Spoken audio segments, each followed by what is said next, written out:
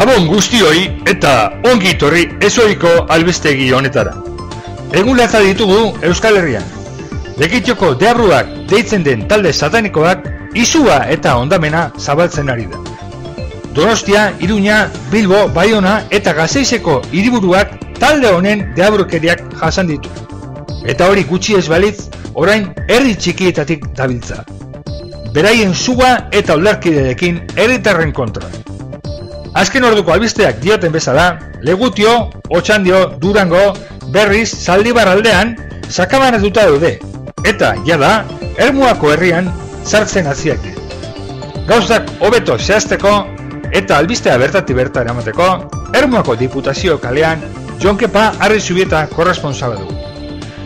Gabon Jon Kepa, ez eguzu bertatik bertara gertatzen ari dena. Gabon Xabier! Hemen, Ermuko Diputazio kalean aurkitzen naiz. Jendea izututa korrik aldabil, ara eta ona. 500 metro ingurura ke izugarria ikusten da. Eta musika teknoaren burrunda da entzematen da.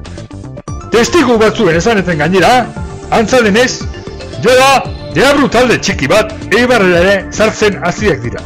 Hauek talde handiaren aurretik doaz inguruaren aztertzaile bezala. Hau izan da guztia Ermuatik. Besterik barik Gabon eta hemen bukatzen da ezoiko albistegia.